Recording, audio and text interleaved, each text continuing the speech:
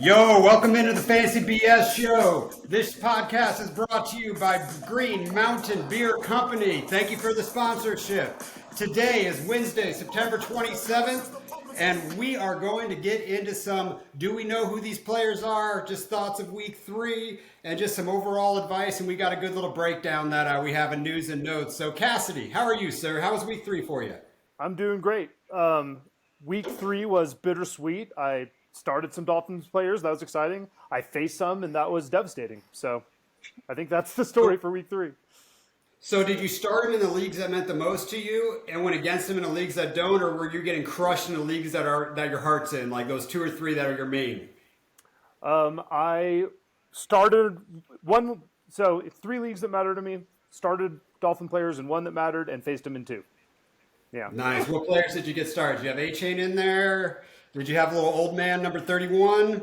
I had the Tua Tyreek stack in a league that and, in one league, and I actually had A-Chain on the Benson in that league, and I still won the week, but it would have been like a record-setting type week. That would have been great. And then I faced A-Chain in another one. No, I'm sorry, it was Mostert. Faced Mostert, another one that really hurt. It just started getting like crazy. Yeah. By the 4th touchdown, your heart is just destroyed.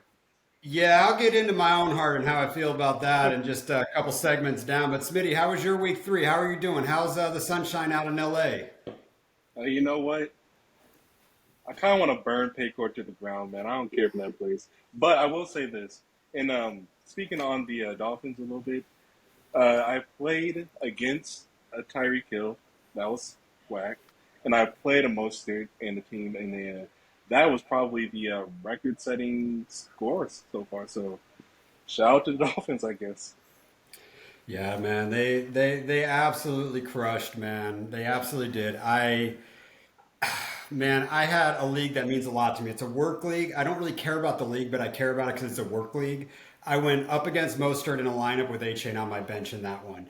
And I ended up losing by like 3 or 4 points. That one ripped me. Like that ripped my heart out. That one was my bad beat of the week. But I do want to make an announcement real quick with you, Smitty, since you're on here. So Smitty and I have kind of a yearly contest that we have going in the Triple C League now. We call this our Jersey bet. So last year we made a bet for Tyreek Hill versus Jalen Waddle. And whoever lost that bet had to go to their home team's game, which is the Rams for Smitty, in an Arizona Cardinals jersey. Let's just say Smitty lost that bet, and he has a custom Cardinals jersey for October 15th's game that says Smitty on the back of it. So that's going to be awesome. But the announcement that we want to make to the league is we have figured out what our year 2 jersey bet is. From our last podcast, we went ahead and we were debating some rookie wide receivers. So we went Flowers versus Addison, and we started at week 3 on the bet. Loser has to wear the other team's jersey to a home game. So, Smitty, I hope I see you doing that 2 years in a row. Yeah, it's gonna be rough for you October 15th because Tony's coming to that game with us, and we're gonna have some fun with it. So, just as a quick announcement, I wanted to make real quick, guys. Let's recap for the next 2 to 5 minutes, just week 3. We've talked a little bit about Miami. Is there anything you guys saw in week 3 that surprised you, that you just kind of looked at and said, what is that? Why is that offense run that way? Or just anything that you want to talk about real quick before we get into league specific? Smitty, I'm going to start with you. I feel like we'll talk about them later, but I want to congratulate Snake Eyes for doing one of the coolest stacks I've seen all year. Not the best, but the coolest. He played CJ Stroud and Tank Dell, that stack. And I'm so proud of him because that was such a cool, honest to God, the coolest stack in the game right now. I don't care. Loved it. Yeah. And the fact that he took Tank Dell off your team in that league, right? Or was that a different league? So he took it, won the week. I thought it was, yeah, that's absolutely fantastic. Cassidy, last thoughts for week 3? That's funny. I was totally going to mention Houston. They came out and they really surprised. I thought week 2 might have been an illusion. I'm starting to buy in. At least for the receiving core, and Stroud, he seems to be legit. He's airing it out. They're really fun to watch, and I think we've got some viable fantasy assets on that team. I am a little concerned on the other side of that game. The Jacksonville Jaguars have me a little bit alarmed. Not sure what to make of that. I think it might be an illusion, and it's not time to give up yet, but that was frightening. And then same with the Bengals, and the Bengals, it's like coming out of week one, I said, everyone, don't worry. We know that this is a good offense. It's well run. We've got talented players on the field, but when you have an injured quarterback that they keep rolling out there like that, it hampers their play, and we really saw it in week 3. And if they keep rolling him out, I don't see how he gets better. And it's bad for business. It's bad for our boy Chase. It's bad for Higgins. It's bad for Burrow. And it's, and these are highly drafted players we have a lot of investment in. And I'm worried that draft capital might not pay off in the short term with that team.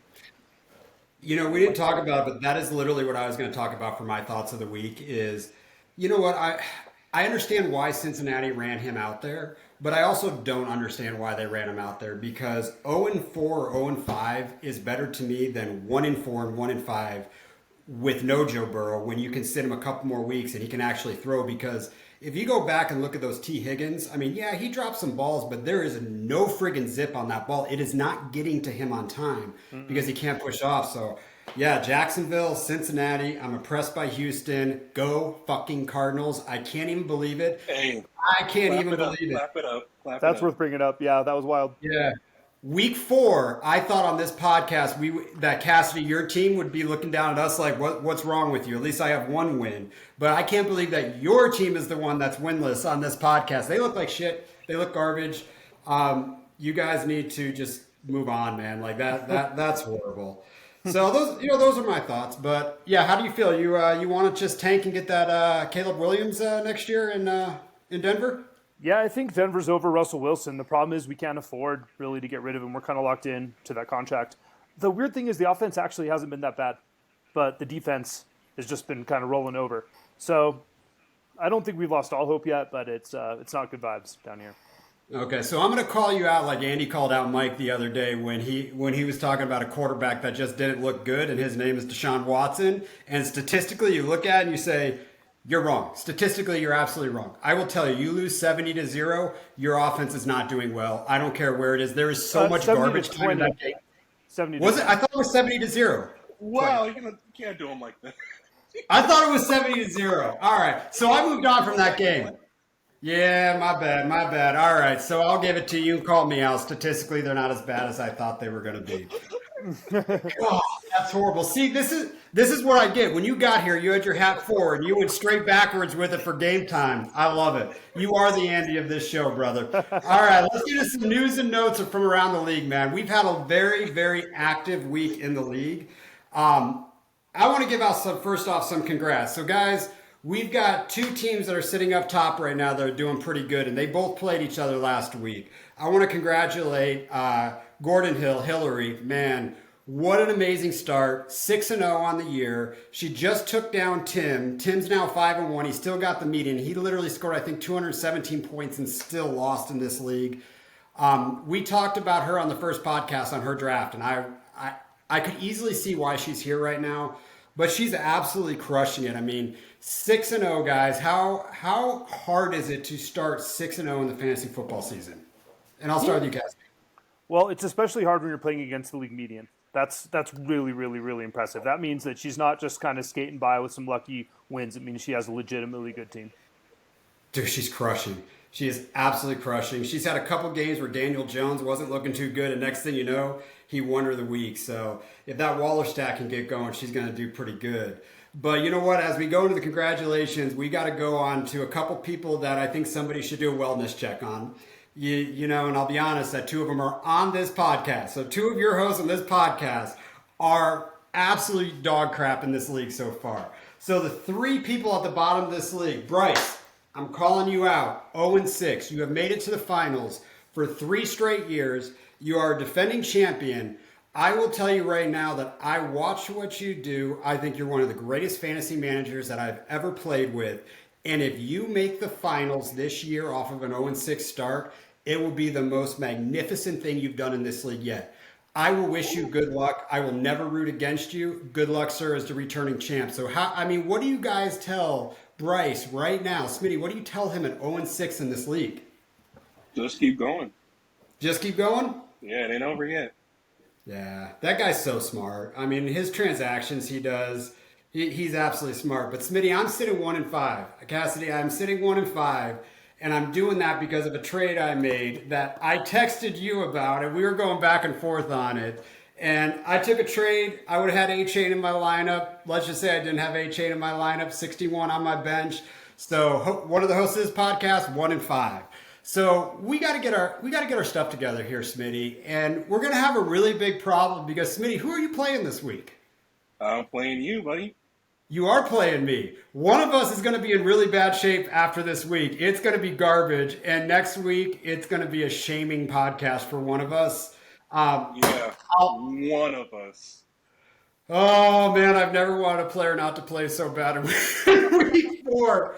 Oh, man, I'll tell you. So, Cassie, how do you feel about the other two hosts on here literally having 3 wins between us? Why would you say it like that? Ugh. That's not They were ideal. playing- Oh man, it's horrible. I got to keep telling myself, trust the process. I mean, I Yeah. trust the process. My draft strategy was perfect, and I made a trade 1 week too soon. That's where it is. But speaking of trades, let's jump into these trades a little bit because there was an insane amount of trades here. So let me pull these up. So first off, Hillary, who's 6-0, she makes a trade right before Cam Akers gets traded to Minnesota. I mean, it had to have been 20 minutes before. Like, I was sitting at physical therapy watching the trade, and then the news come on. Oh, So Hillary sends Zay Jones, Adam Lazard, and Brandon Ayuk to Tony for Madison, Najee, and Tutu. I think that's a fantastic trade on both sides. Personally, I know it looked a little weak there right as that Cam Akers news broke. Cam Akers doesn't surprise me. So break down that trade for me, Smitty, for Zay Jones, Lazard, Ayuk, for Madison, Najee, and I can't believe what your boy Tutu. And I know you've been down on him, but he's still a Ram, so he's still your boy Tutu. Woo! He's impressing me right now, guys. So let's hear it. I'm gonna speak on Tutu later, but as of right now, I'm gonna say pretty equal, even trade. I can't really complain either way. Yeah, I love the trade, and I'll get into that Tony side in a second too, because something happened that I think really helped him. Cassie, do you see that trade pretty fair? You see one side winning that trade and losing the other. yeah, that was a tough one. I didn't know that you guys didn't have that Akers news before that trade went through, so that makes it a little bit more. It makes it make more sense to me. That trade is more fair before that Akers news broke for sure. You're looking for the best player in the trade. I think that's probably going to be Ayuk. You know, obviously I'm very worried about Lazard. The Jet situation just isn't bad in general, and if we're worried about Garrett Wilson, we better be worried about Lazard as well. Zay Jones, I'm optimistic has some, playable weeks coming back up, but this injury's kept him down. I think Najee and Madison are on the way down. Their arrow's pointing down for those players, but Tutu's been impressive. So I think you're kind of looking in a way at Tutu versus Ayuk. I'll probably take Ayuk Yep. there. Yep. So- And I wouldn't ever. Yeah, I like the Ayuk side. I definitely do. I'll tell you where this trade could go south, but that's just something that we could do later on she could do later on is, let's say if Kirk Cousins gets traded to the Jets, because I've been hearing a lot of NFL Live, I've been hearing a lot of rumors. If that happens, that's not going to be good on the Madison side. Did But you just either way, spell not T right now. What? dude. I'm Is that here. really? This is, I am to hearing be this clear, chatter. this is analysts saying that they should do this. This is not the team saying that they want to do this. But if you're Minnesota and you lose a few more games, F it. I mean, F it. I Well- welcome that as a Garrett Wilson owner. I welcome that because all I think about is Justin Jefferson now. I'm like, oh my God, could that turn into that? So I'd welcome that. So we'll break that down a little bit. So second trade we did. Carl, this is a trade you did. So I won't get your opinion on this one. But you sent Swift and Dell to Scotty for the Gus Bus and Christian Watson. So you sent to get your boy Christian Watson, who was a my guy for you.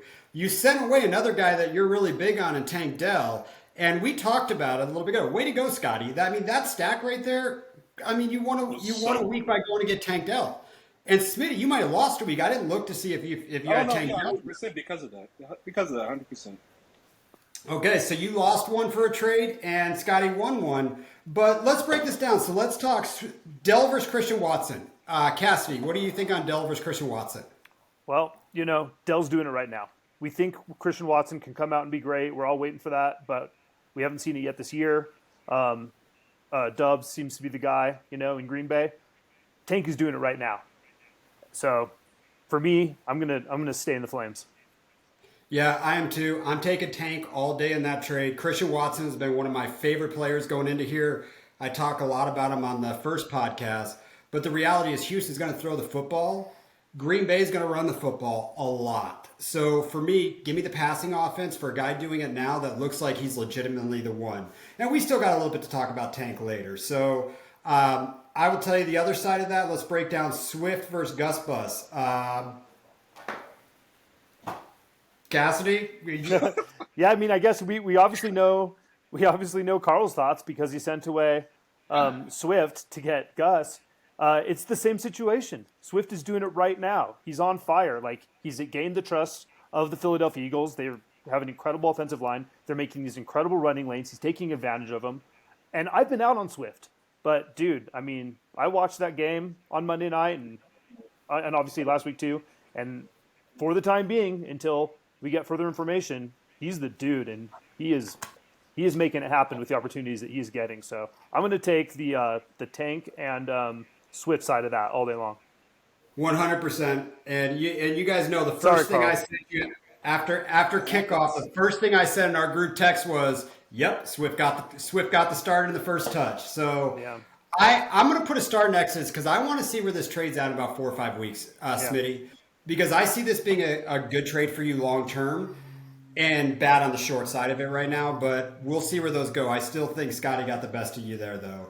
Let's break down another one. Bryce sends Dallas Goedert to Adrian for Pity City. We're in a 1-point tight end premium league. So I'm just going to take Pity City on that side of it. I'm just going to play the tight end, Russian roulette a little bit there. Eagles run the football too much. So let's break it down for you, Smitty. Who do you like there, Pity City or Dallas Goedert? I love Dallas Goedert, man. I this is actually tough, but I'm a lean Goddard literally only because of the tight end premium. That's it. I'm not. This is an Anthony Richardson world. He can throw the football, and I like Pity City. What side are you on, Cassidy? This sounds team specific to me. I'm assuming that because we'd already talked about this. Price is intelligent. He knows what he's doing. He must be deep at wide receiver, and he needs a solution at tight end. So if that's the case, then I like the move for Bryce.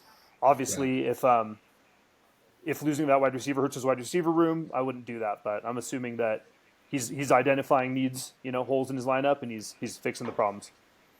Yeah, and I'm going to be curious because we've really started this year off, and it was one of my bold predictions that more than 2 tight ends matter. Dude, tight ends are mattering. There's like 6 or 7 tight ends right now in this format, or any that matter right now. And I'm curious if it continues. There's been a lot of trading for tight ends in this league.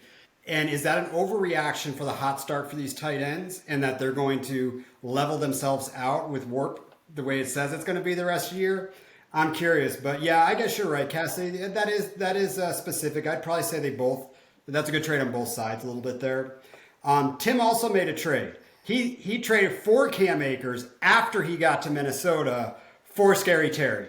This is a really interesting trade for me because. Well, actually, no. Hold on. Tim traded away Cam Akers. I remember because I tried to trade for him. Yeah. Oh. Yes, he did. Sorry, that is my notes. Yes, he sent Cam Akers for Scary Terry. So I like that trade. He was really running back heavy. So that's a good trade for him, and we'll see if Washington, we're going to break that down a little bit. But any thoughts on that trade? I mean, it's pretty straightforward. Running back for wide receiver, about the same tier, both sides. Yeah, give me Scary Terry. Tune into the DFS podcast to hear my thoughts on Cam Akers. Oh, boy, I didn't get those notes in there. Next trade.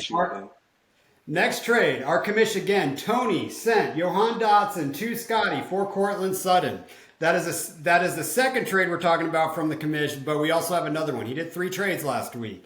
So to me, I cannot believe I'm going to say this, but I'm on the Cortland Sutton side. If we are looking receiver for receiver right now, I'm going to get into Dotson later. I'm taking the Cortland Sutton side on that one. How about you guys? Carl, start with you. I'm just shocked to hear you say that. I mean, man, you were so in on these Commanders. And now look at you. I mean, it's great. I love to see it. It's beautiful. It's improvement. In my opinion. My boys. Yeah, give me Cortland. My boys are killing me. And I don't want to say too much for someone to talk about later, but Look at Washington Commanders need a quarterback. We want to talk about how bad Justin Fields looks. Sam Howell looks horrible. He looks absolutely horrible. So I'll jump on that a little bit. But what do you think? Are you on the Sutton side or are you on the Dotson side here, Cassidy? Yeah, I have the same sentiment as you, man. I can't believe it. I have to say Sutton because I like the talent of Dotson so much, but they're not using him right. There's definitely Sam Howell worries. I think it's going to end up being irrelevant. Both those guys are going to be on the waiver wire before the season's up. Dang. That might be a good call. I love your analysis. Then the last trade we're going to get over is a trade for me, Cassidy. I did it with you, so I think I know what side you're on. We're texting, but Tony did another trade. He sent me Ramondre Stevenson and Logan Thomas, who I then dropped Logan Thomas, by the way, and he got Evan Ingram and Kendre Miller off my squad. That trade is the reason I'm 1-5. So Cassidy, let's start with your thoughts on that trade. You know my whole roster. I sent it to you when I was doing it. Yeah, again, it's roster specific. Anytime you see these cross-positional trades, that's usually the case. I do think that it was the right move for you. As everyone knows, Brian likes to go, 0 RB in his draft, so that means he's going to try to acquire running backs off the waiver wire or through trades. And I think, in a nutshell, Ramondre for Evan Ingram is an excellent move for you. It's unfortunate it didn't pan out this week because it prevented you from starting A-Chain. That obviously is a little bit of an insult to your injury, but I do think ultimately that's the right move for you, and I'm assuming that that was for Tony. I'm assuming he needed to patch up holes at tight end, and hopefully that solves it for him. This is a fair, well-balanced trade that I think benefits both teams. Yeah, so Tony's going 4 tight ends, I believe, on that squad right now. He's running out 2 or 3 weekly in there. And that's bananas. Before I ask your thoughts, Carl, I will tell you that I actually called Tony and I told him congratulations on what you did last week. Because what he did is he went out and bought himself a win last week, doing 3 trades, but he also stuck players on somebody else's roster to get them to take a loss to separate himself in the league. Ramondre had a horrible matchup last week. And I think that was really the root of the trade of why he added him in here. And Ramondre has a horrible matchup against Dallas this week. Yeah. Tony, I give you props on these 3 trades. You were the player of the week in my book, just on your activity and why you made these trades. Now, Carl, what do you think about Tony's trades?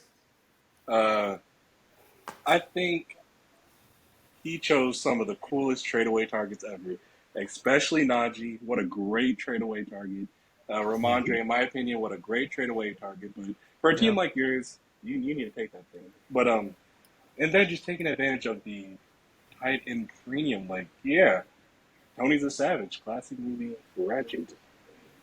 Absolute savage, and it shows that he's turning into an elite fantasy player.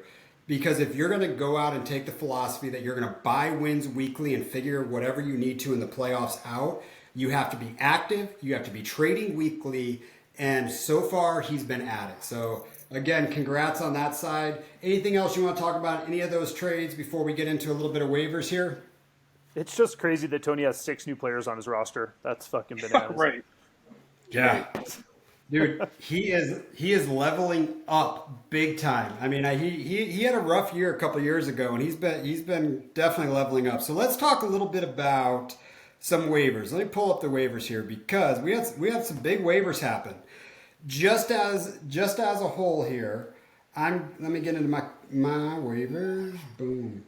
All right. So waiver wire, QJ went to Dr. John for $51. We had 8 bids on QJ. Now keep in mind we had a $250 budget, still a big bid, but I'd say that's usually about a $25, $26 bid in some other leagues.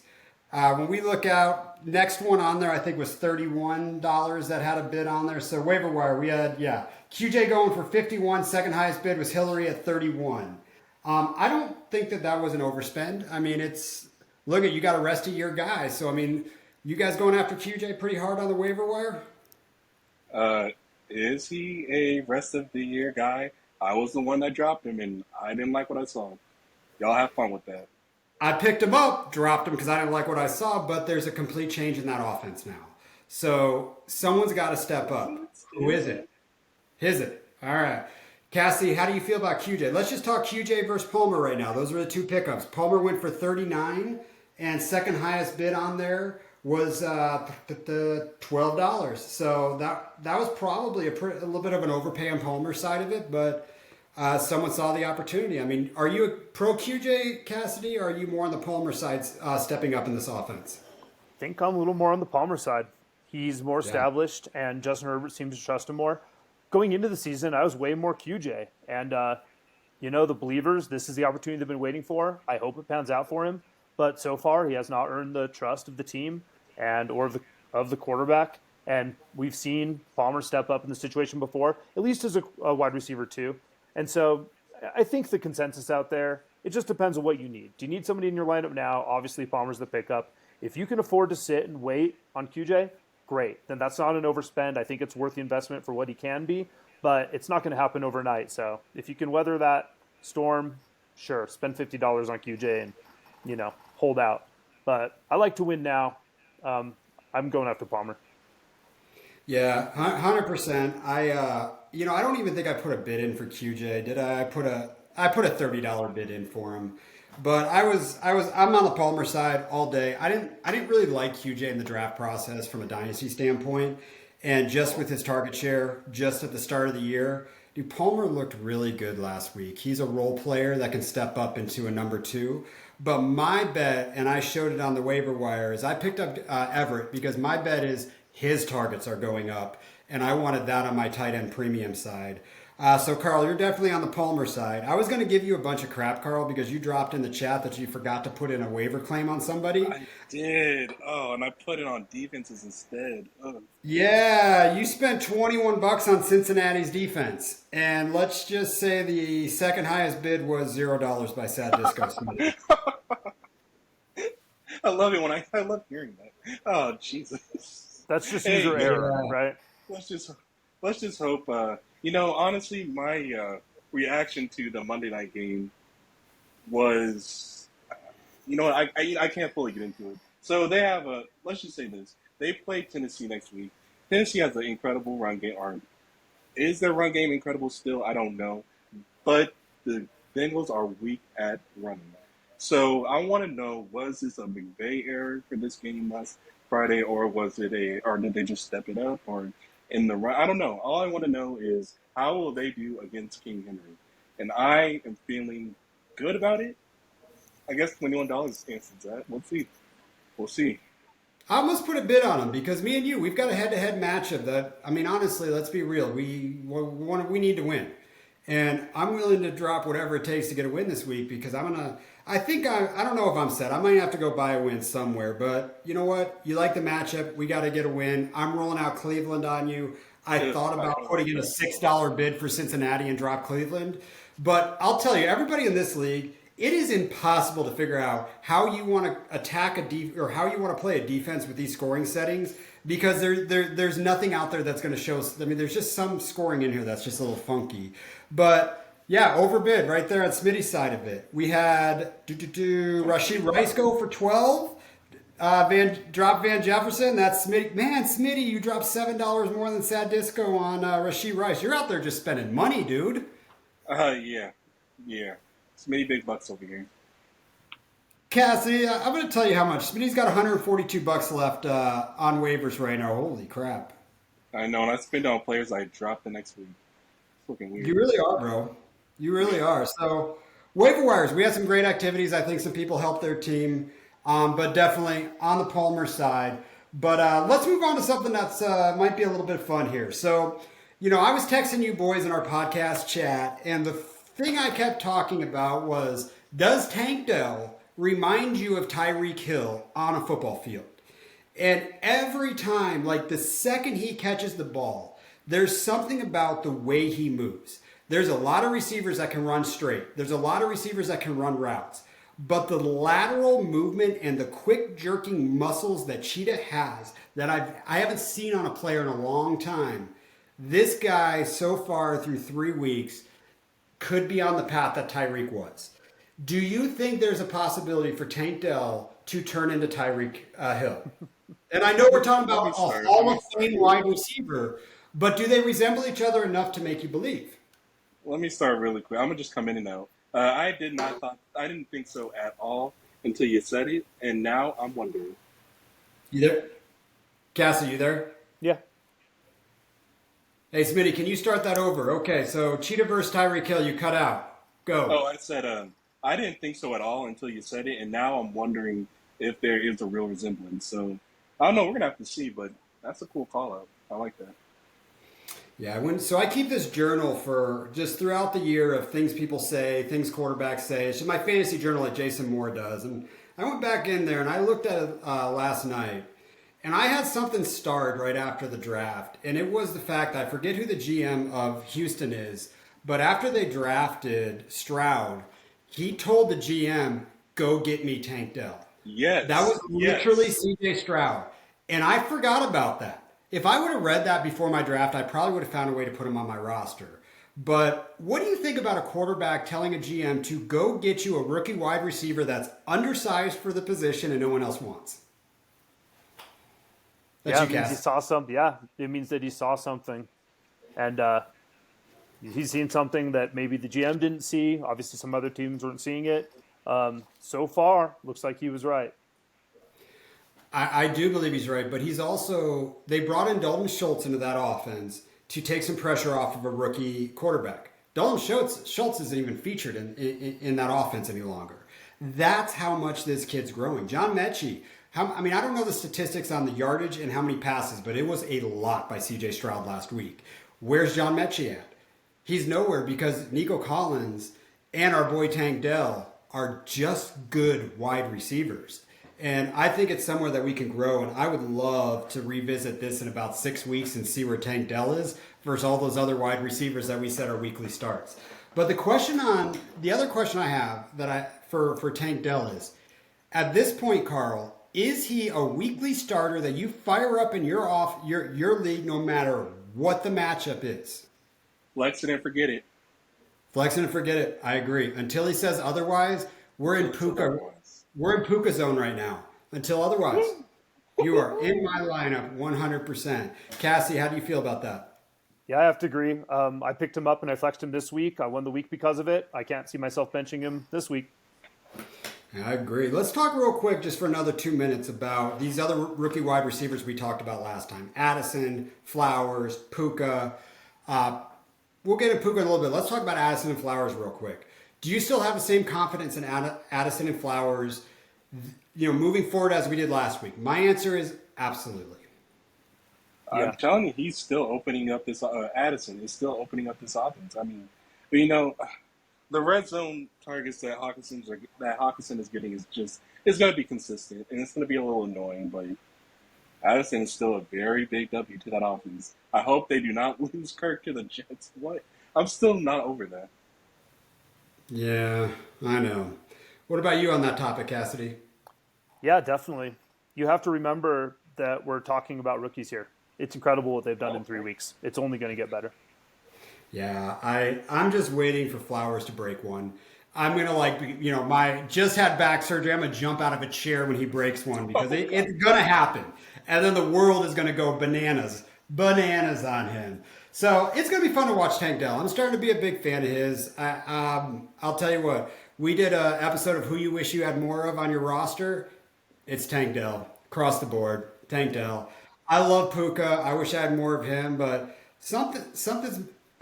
Tank Dell's a little bit more electric. Puka's more consistent, I think, is kind of how I'd look at that.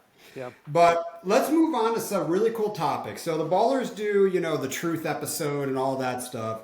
But we kind of wanted to go over a player on both sides of this. Through week 3, do we know who this player is? That's going to be a cool topic. And we each have a good one and we each have a bad one. And Cassidy, I'm going to start with you. So who through week 3 from a good side of it? Do we know who they are? And this is going to be a year-end thing. Yeah, that's a really fun topic to talk about. I wanted to bring up Puka Nacua, so I'm glad that we saved the conversation, kind of for now, because I think everyone's asking the same question. It's like, who is he? Who is this dude? Is he the dude? What's going to happen when Cooper Kupp inevitably comes back? And so I dug into it a little bit for you guys just to see, what's going on over there, because Tutu's showing out too. And so who's going to leave the field? You've got Tutu, with a 19% target share. We have Puka Nacua with a 30% target share so far. Okay, good enough, but where are they playing, right? Well, Tutu's played 65% of his snaps in the slot, and that's Cooper Kupp's domain, right? Puka is only taking 20% of his snaps in the slot. He's making his moves out on the outside. That's where he does his damage. And honestly, I think it's Van Jefferson that's going to fall by the wayside when you see Cooper Kupp come in. I think when they're doing 3 wide receiver sets, 11 personnel, we're going to see Puka, Tutu, and Cooper Kupp out there. You're going to see Puka on the outside. Obviously, the defenses are going to have to account for Cooper Kupp. I think Puka's here to stay. The temperature changed a little bit. I think you could have gotten the world for him last week. We saw some cracks in the offense. We know Cooper's coming back. I think he's more of a hold now than a sell, but I do think he's the real deal. Yeah, I agree. I'm a Puka fan, and I know we're talking about do we know who the player is through 3 weeks? Look, at the answer, we know who Van Jefferson is after 3 years. We know who he is, and he is a wide receiver 4. That's who he is. So he is definitely who, to me, is going to be off the field. But we also need to remember Tutu Atwell was a very high pick by the LA. Was Tutu a late first or an early second? Second. He was a second. Tutu? I'll never forget that. So Sean McVay saw something in him, and he might have finally unlocked that. I don't know. I love Puka. I think we know exactly who we are. Smitty, do I need to ask you if you know who Puka is? No, but I do love. I'm so glad you mentioned Van Jefferson being the guy out. Yeah, he is, because Tutu's gonna replace him. Yeah. Yeah. Higby's gone. That. Yeah, Higbee. Whew. I mean, we thought we could flex Higbee. I can't touch him. I can't even touch him there. So No. Puka's great, but Carl, who do you got for your good side? I mean, we're all just, this is going to be a pro Puka podcast for a very long time. Yeah, so I'm looking at Kenneth Walker here. So game 1 wasn't great. I'm looking at the box score here. It doesn't even matter. He wasn't great, right? But week 2 and week 3 almost doubled the yardage and 2 touchdowns per game. He is kind of like a really in the running back field, like in the running back market, I guess. You really don't know who's like 1, 2, 3 because that is constantly changing. There are situations where there's a starter that has to, that's down by injury, and then some other guy comes up and he's smoking. And so just the ranking keeps changing, but probably one of the very few solid running backs that you can just keep in the top 5 is Kenneth Walker. And I am just even more impressed with his pass catching. I was very surprised by that. So, yeah, he's there to stay out of the top 5. Get him if you can. I was excited you picked him. I was so excited for that because I'm going to have a different take because I am personally selling Kenneth Walker right now. And part of the reason I am is let's just break down last week. So, yeah, Kenneth Walker had 18 carries. Charbonnet had 9 carries. But let's break down the yards, the average yards per carry. 5.4 on Walker, 5.1 on Charbonnet. Yes, Walker got the 2 touchdowns. But at some point, injuries could happen. At some point, every NFL team is not going to run a workhorse running back anymore. And I do believe Charbonnet will find his way onto the field a little bit more. I love Kenneth Walker, but I just don't like the running back situation. If I could sell Kenneth Walker for an extra piece and take Charbonnet, I might think about doing that, depending on what that other piece is. But I just, there's a lot of mouths to feed. We've got DK over there. JSN hasn't even begun to start playing football yet because maybe his hand isn't fully healed. He's going to start getting a good target share there. And for some running reason, backs are just better. They are, but at some point you got to use your first rounder. And they fucking love to throw the football to a tight end. I swear, there goes Smitty. There, you're back. But man, It's getting dangerous. they just love. Big Montana's going to be around for this year. I mean, he's going to get his Will touch- Disley, I love him. Oh, he is. So, Cassie, what's your take on Kenneth Walker? Yeah, more on your side, Brian. I mean, obviously, I love the talent. He's electric. He's really fun to watch with the ball in his hands. But you got to look at the peripherals, right? You got to look at kind of what's going on underneath the hood. And what's going on underneath the hood is that Kenneth Walker snaps have been going down, and Zach Charbonnet snaps have been going up. So, like this last week, you look at Kenneth Walker's box score, 30 points. That's amazing. You can sell him for anything. but he played 50% of the snaps. He lucked into 2 touchdowns. The week before that, he had like 2.5 yards a carry. He again lucked into 2 touchdowns. So, I mean, dude, he's on fire. You gotta kind of stay in the flames if you've got him on your roster. But I think you could get almost anybody for him right now. And and if you can get Zach Charbonnet on the side, yeah, dude, I'm doing that. So I love the talent, but be warned, his usage is going down, and Zach Charbonnet is on the rise. Here, I'll I agree with agree. you at this point. If you have Kenneth Walker, you better have Zach Charbonnet on that bench, boy. If you do Yeah, not have Zach Charbonnet, you better start paying. And I'm talking about yeah, the Kenneth Walker only. that's a good move. And Keep if you starting want Walker to, and get yourself some Chardonnay. oh, Oh Yeah, man, I love that. Hey, we can agree on that one, buddy. yeah, I that's a better good move. have one. I better have one big ass bench to hold a friggin' handcuff running back. Is all I'm saying. I know that's true, Um, but man, you could get Chardonnay pretty cheap right now. I think. yeah, I think you can. I agree. I like that. But I think the answer is if Walker gets the playing time he is currently getting, we know exactly who he is. It's just a Yeah, matter, does that playing time decrease a little bit? yeah, So when I look at who my good is, guys, I am very impressed with George Pickens. And this is something I think I did it on the first podcast. Players I'm starting to get more shares of and starting to fall in love with a little bit more. Through 3 weeks, he's legit. He can get up there. He can catch footballs. But what his biggest diss was going into this is he doesn't have breakaway speed. He can't break away from somebody. But the reality is neither can DeAndre Hopkins. DeAndre Hopkins has never gone by somebody, and he has a mold to him that's reminding me a little of D Hop. The way he can just go up and catch any ball.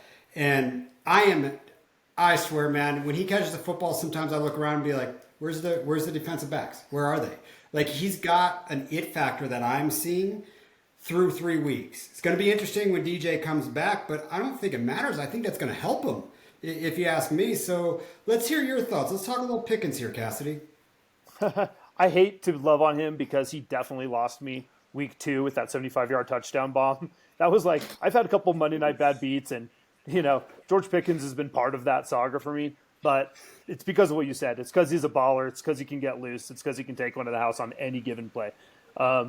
You want to always flex players that can house it. So he fits the profile for me. He can take it to the house and he can go up and get it just higher than a defensive back for a 15-yard gain and a first down. Yeah. Smitty, how do you feel with Pickens? We didn't talk about Pickens pre-call, and I don't think me and you have texted a lot about him throughout the offseason. So tell me how you feel about that boy. I'll say this. Last week, I would have disagreed because I didn't like Kenny Pickett. But I'm starting to warm on Pickett. And if I'm warming on Pickett, I'm warming on Pickens. So that's just how that works. So Pickett Yeah. Pickens, let's just see that happen a little more often. I agree. So let's move to the bads then. Smitty, who's your first bad? You know what? Y'all are going to disagree. I already know it. Let's get rid of Ridley, y'all. Let's get him out of here. Let's get him out of here. So You talking his waiver first wire? well, no. I'm thinking trade away. I'll talk about that in a very shortly. But first week was a boom, right? Second week was kind of embarrassing, and third week that kind of continued. Now, if we're looking at like the Jaguars offense, he still looks great, and he still looks like the obvious one. But he's starting to really, it's starting to trend in the direction of fake wide receiver one. And with that, like, I mean, the man hasn't got a touchdown in 2 weeks outside of that boom game week 1. So, and like, quietly, Christian Kirk, Evan Ingram, they stepped up completely. Zay Jones looking great as well. So this is what I want to do. I want to trade him away, and I got a list of players of how we can do this. So if we're talking about straight up, I'd rather have Sun God, obviously. I'd even rather have Amari Cooper than Calvin Ridley. I'd rather have DK. I even would rather have Puka. And I'd rather have Pickens, like we just spoke on. I'd rather have Christian Watson, even though he hasn't done it yet. I think you can get Dell plus a player. Hopefully, he's a decent guy. You can get Pity City plus for Ridley. You can get Hollywood Brown plus for Ridley. If you give up a That's little bit interesting. more, you can, that is. If you give up a little more, you can see Olave in your future. Give up a little more, you can see Evans in your future. Give up a little more, you can see Debo in your future. The point is, he still has his wide receiver one allure, but all these players I named are actual wide receiver ones, at least for the moment. So take advantage of the big name. So, Cassie, the question I have for what Smitty's talking about is, do we know who Trevor Lawrence is through 3 weeks? Because this comes down to quarterback play. If quarterback play increases, I'm not selling Calvin Ridley right now. I mean, I think he's pretty cheap, actually. So, does quarterback play step up for the Jaguars? Well, we kind of sounded the alarm right at the top of the podcast, so we're definitely concerned. But we've seen better games out of those guys, and we know the talent of Ridley. I think he can get it done. I agree with kind of the sentiment of what Carl was saying, but now is not the time to sell him. He's at his lowest value. Yeah, so Carl, maybe if you look at a really big game on Calvin Ridley this week, so let's say he goes out and gets 2 TDs on you, you're going to sell him? 100%? Oh my God, these players I mentioned, now you can do straight up people. Now you can do Amon-Ra St. Brown straight up. Now you can do Olave straight up. I mean, you could do Debo straight up. Like, let's hope he booms. Let's, honest to God, let's hope he booms. Because I love how you mentioned T-Law. I don't know about that. I don't know about T-Law increasing at all. I think he is also a trade-away target. I don't know. I'm just bad vibes. Yeah. Yeah, I agree with you there. But Cassie, who's your bad? Man, it pains me to say it, and I hate bringing it up, but we have to talk about Justin Fields. Ooh. And, the thing is like everyone knows it. We've all seen it. We all know how disgusting the Bears' offense is. But I'm talking to the Fields managers out there because you don't know the pain until you have him. And if you have him in a super flex, which I do, it's like, what do you do, man? Because the world is saying to move on. But how do you not start him? How do you not start him this week against the Broncos, who we just saw roll over and just give it to the Dolphins? So what do you do? There's a little bit of optimism, I'm kind of like sorting through the ashes, trying to see, like, can I start this guy against Denver this week? And his design run plays are going up. He had 3 design runs in week 1. He had 6 in week 2. They gave him 11 design runs against the Chiefs. The Chiefs just swallowed him up. But can the Broncos do that? I don't know. So I don't have my answer for you. I just have my alarm bells ringing. What do we do with Justin Fields? All right, guys, I'm going to take some time to talk here. This is, I love Justin Fields. I've been a Justin Fields believer for a very long time. I've spent the last 2 years debating with Carl over whether or not Justin Fields is a top 5 quarterback from a fantasy football standpoint. I sent Carl a text message at 4:11 on Sunday that says, 2:36 that just says, I am so wrong on Fields, so wrong. His O-line isn't helping, but he really is that bad. And this is not a take on fantasy football now. This is actually a take that he's not the future of the Bears organization. He's going to get you some games. If you own him, I don't drop him. I'm going to ride or die the rest of the season because of what he can do with his feet. But a lot of my dynasty teams are pretty fucked up right now. And it's been a pretty dark year and a pretty dark world I'm living in because of Justin Fields. That could all change next week, but dude, he looks bad. It's his decision making. Carl, just you can take a victory lap on Justin Fields real quick. I kind of want to start him in a DFS lineup. I don't know. I don't know. I'm gonna give him one more shot. One more shot. One more. Literally one. He's going to be on anything. Starting squads for me this week, so let's hope. Let's hope. So by the way, I sent Dr. John a trade offer last week for Brock Purdy for Justin Fields. And he declined it pretty quickly, and he was really nice. Said, sorry, man, I just have to take the boomer bust on there. I'm really glad he didn't take that trade right now. I'm really glad. So, Cassie, you were going to say something. I'm sorry. I didn't mean to interrupt you. No. I like to hear that sentiment. Anything goes in DFS. I just wanted to know really quick, because in a redraft, I do have Fields, and CJ Stroud is sitting there on the waiver wire. So, are you starting Stroud over Fields this week? I'm not. I'm going to say no. And it's weird because I love CJ Stroud. I'm going to say no. 6 or 4 for passing touchdown? 4. I got to go Justin Fields. I have to believe that At some point, he's going to break a 70-yard touchdown run. He can't throw the football. Design him a few runs. Damn, how big is the bench in that league? Because I might be Right. picking up CJ Stroud just to hold. Yeah, yeah. Right. It's a six bench, but because of the other players I have, this would be a drop field situation. I can't drop him I for don't know about I can't that. I do it. mean, wow. I'm going to ride or Look at the die with schedule. Justin Look at the Fields. schedule. Yeah. Yeah. Rest of year, I'll ride or die. 100%. So last bad, Carl, we had yours. We got, all right. So my bad is another boy of mine, Johan Dotson. I'll be quick on this. We kind of talked about it earlier. Let's just say that the how is not really all that. So he's having a tough year. I don't like the play calling. I don't like the route running from Johan Dotson. This offense is so much different because to me, Johan Dotson should be more like George Pickens right now and leveling up to that guy. He's a touchdown threat. They're underutilizing everything. I don't like what Eric Bieniemy is doing at all with that offense personally. I don't know. I know the record isn't too bad, but no, get me out. I hate saying it, but yeah, it's. I think we know what Dotson's going to be the rest of the year. I think we might get a spike game here and there, but I think we can consistently see under 10 scoring points from him on some weeks, and the floor is just not there. I think we talked about earlier, because everybody kind of, move on. Do you drop Johan Dotson is he on the waiver wire right now? If you can't get a trade done, yeah. Yeah.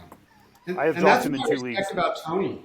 Yeah, when I talk and I called him is he did all of this is man so good. But I say we know who Johan Dotson is. We're about 52 minutes, so I'll keep it moving here.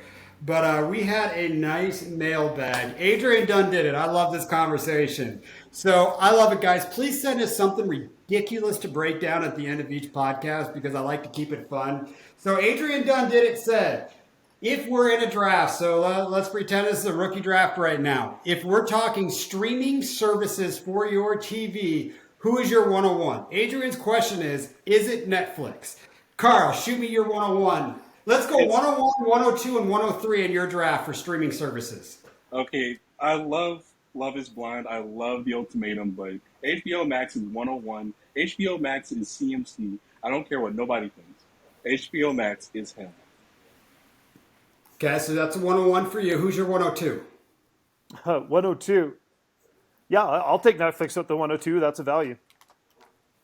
So you agree with Smitty on Max at the 101? No, I don't think so. I think that Max has probably got the top content, but not like the depth of catalog. So if you want to if we're gonna be watching one streaming service and you want depth at the catalog, it's going to be the OGs. That's Netflix. Yeah, so for me, Netflix is kind of like the BlackBerry at this point. First to market, but shitty content. I don't find myself jumping on Netflix too often. Their series are a little bit boring to me. I will tell you that straight up. I'm a documentary guy, but the reality is the number one streaming service is free of charge, and you're watching it. If you're watching this podcast, YouTube, 100%. All of our boys are on there. It kicks everybody's ass, but if I actually want content, yeah, I'm probably talking Amazon. Then I get the streaming services. I will buy the movies. I like it all in. I can get whatever I want, or throw Hulu because guess what? Jalen Hurts' real name is. Open up that jersey, baby. It says live sports on Hulu. Have you seen that commercial? Yeah. Oh, I love it. But yeah, that's where I'm going. 103, definitely Amazon. It's a good value. Yeah, so Netflix 102 for sure. Sorry, Adrian, we're not getting at the 101. All right, guys, we lost Carl, but we appreciate you, Cass. Anything you want to say before we end this? Yeah, I'm not totally out on Sam Howell, and I've got Justin Herbert in the league, so I need a Week 5 streamer. What do you think about Sam Howell against Chicago? Who are your other options? Good question. CJ Stroud against Atlanta. Fired Okay. up. All right, gotcha. Fired up. And this is just a take on every single... I'm a little bitter right now. Every Washington player is just breaking my heart. Gibson. Fuck are they doing with Gibson? I get it. Stop fumbling the football. He's had, 3 fumbles this year, I think? Yeah, but it's just- Robinson's is getting it done. Yeah, he is. That's a surprise. By the way, everyone sell your Robinson positions if you can. All right, let's end it there. But actually, you want to do Waterback Cassidy this week? You want to do CJ Howell versus Howell versus Stroud? Straight up, I'll take the Stroud side. No, I don't want to do that. All right, everybody. Talk to me in week 5 when he's playing Chicago. That's the greatest question ever because he just needed the answer so we could have him start somebody else other than Howell, even though he's about to. All right, guys. Good luck this week. Sorry we went a little bit long, about 55 minutes, but hit us up any questions. Love you guys. Cheers, Smitty. You just went off this podcast like you're going down this week. Cheers, brother.